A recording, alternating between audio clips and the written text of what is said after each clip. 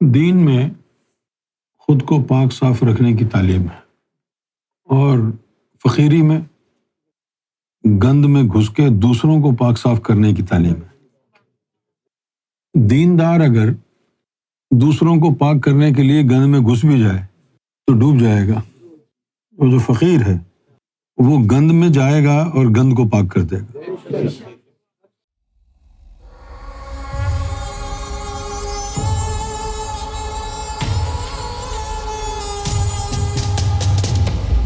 الزام لگانا، بہتان لگانا بہت ہی آسان کام ہے، لیکن فقیر کی حکمت کو سمجھنا وہ بڑا مشکل کام ہے۔ اب یہ گلیوں میں گند پڑا ہوتا ہے، لوگ صاف کرتے ہیں نا، ان کو پیسے ملتے ہیں، وہ صاف کرتے ہیں۔ اگر وہ صاف نہ کریں تو پھر آپ کو خود صاف کرنا پڑے گا۔ جب آپ خود صاف کریں گے تو گندے ہوں گے، اور یہ چیز آپ کو پسند نہیں آئے گی۔ مجھے انسانوں کی جو سب سے زیادہ بری بات لگتی ہے وہ یہ ہے کہ وہ کسی کے بھی کوئی بھی عمل کو دیکھ کے فوراً بدگمان ہو جاتے ہیں، فوراً بدگمان ہو جاتے ہیں۔ یہ دیکھو، ان کا دعویٰ تو یہ تھا اور یہ کر یہ رہے ہیں۔ اور جو اس طرح کسی عمل کو دیکھ کے بدگمان ہو جاتے ہیں، فقیر سے انہیں کچھ ملتا نہیں ہے۔ فقیر گندگی میں جانے سے پہلے یہ نہیں اناؤنس کرے گا کہ میں لوگوں کو نکالنے کے لیے گندگی میں جا رہا ہوں۔ وہ گندگی میں چلا جائے گا، آپ سے کیوں پوچھے؟ اس کو تو رب کا حکم ہے۔ جب سرکار نے مجھے کہا کہ ہم تم کو ڈیوٹی پر بٹھا رہے ہیں تو ایک جملہ اور بھی کہا، فرمایا کہ شکر کرو باعزت جگہ بٹھا رہے ہیں، ورنہ رابعہ بصری کے مرشد نے رابعہ بصری کو کوٹھے پہ بٹھا دیا تھا۔ یہ الفاظ سرکار کے۔ دوسرا جو نقطہ میں نے پہلے بھی چند دنوں پہلے بھی سمجھانے کی کوشش کی تھی وہ یہ تھا کہ کوئی وہابی ہے، دیوبندی ہے، اہل حدیث ہے، یہ نہ سوچے عقائد کا تعلق انسان کے ذہن سے ہوتا ہے، وہ اللہ کے اپروول سے نہیں ہے۔ کیا خبر کوئی ازلی مومن روح ہو، اس کے گھر والے دیوبندی ہوں، صبح سے لے کے شام تک، بچپن سے لے کر جوانی تک اس نے صرف وہی عقائد سنے ہوں، تو وہ انہی پر عمل پیرا ہوگا، لیکن دل میں اس کے کسک ہوگی، چبھن ہوگی، حقیقت کی وہ تلاش میں ہوگا۔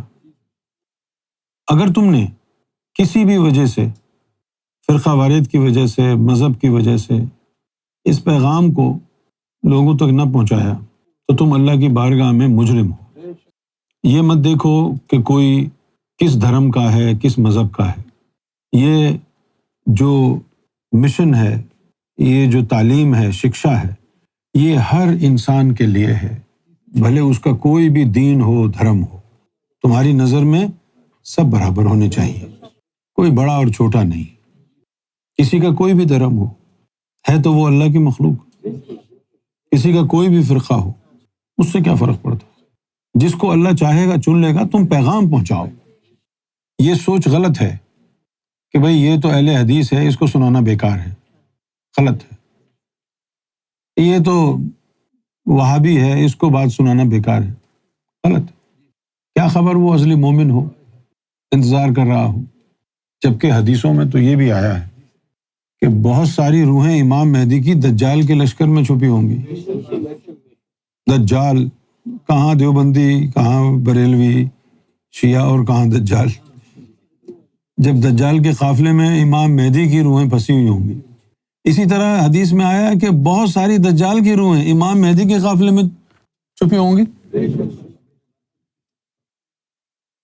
کیونکہ جب دین دھرم کے لیکچر دیے جاتے ہیں، جب حوروں کی بات ہوتی ہے، محلات کی، قصر کی بات ہوتی ہے، تو دنیا دار اور جہنمی لوگ بھی جنت اور حوروں کے لالچ میں دین اختیار کر لیتے ہیں، مسجدوں میں جاتے ہیں، نمازیں پڑھتے ہیں، روزے رکھتے ہیں، کعبے کو جاتے ہیں، حج کرتے ہیں، عمرہ کرتے ہیں، لیکن ان کی اصلی تقدیر ان کو کھینچتی ہے۔ جہاں بھی جائیں گے دنیا ساتھ لے جائیں گے، مسجد جائیں گے تو وہاں پر دنیا پھیلا دیں گے۔ اسی طرح بہت سے لوگ اصلی مومن ہوتے ہیں ماحول ان کا ٹھیک نہیں ہوتا، بچپن سے لے کے جوانی تک ناچنا گانا، فلمیں دیکھنا، الٹی سیدھی حرکتیں کرنا، اسی میں ہوتے ہیں، لیکن اس کو ان میں مزہ نہیں آتا ہے، حقیقت کی تلاش میں رہتے ہیں۔ بہت سے لوگ وہاں پر چھپے ہوئے ہیں جو ازلی مومن ہیں۔ تو تمہارا کام کیا ہے؟ تم کوئی اپنی طرف سے رکاوٹ پیدا نہ کرو کہ یہ تو بھائی دیوبندی ہے، یہ تو شیعہ ہے، یہ تو سنی ہے۔ میں دعویٰ کر کے کہہ سکتا ہوں کہ دنیا کا کوئی انسان میری گفتگو سننے کے بعد یہ نہیں بتا سکتا کہ میرا کس فرقے سے تعلق ہے۔ کبھی میری باتیں سنے گا تو اس کو لگے گا میں وہابی ہوں، کبھی اس کو لگے گا نہیں یہ اہل حدیث ہے، کبھی اس کو لگے گا نہیں یہ بریلوی ہے، اور کبھی اس کو لگے گا نہیں یہ تو شیعہ ہے، اور حقیقت کیا ہے کہ میں کچھ بھی نہیں ہوں۔ بلے شاہ نے کہا ایک پاسے میرے رین وہابی، ایک پاسے دیوبندی، آگے پیچھے شیعہ سنی، ڈاڈی فرقہ بندی، بلے دا کوٹھا وچ وچاڑے، بلے دی قسمت مندی۔ یہ سرکار کا فرمان تھا کہ دنیا کو یہ نہ پتہ چلے کہ تیرا عقیدہ کیا ہے، لہٰذا ایک ہی بات ذہن میں رکھو، نہ جانے اللہ نے کس کے مقدر میں ایمان لکھا ہے، لہٰذا کسی بھی دھرم کا ہو، کسی بھی فرقے کا ہو، آپ اپنا پیغام پہنچائیں، نفرت نہ کریں کسی سے۔ اگر کوئی گناہگار ہے نفرت نہ کریں، کیا خبر اللہ تعالیٰ اس کو معاف کر دے، پھر تیرا کیا ہوگا؟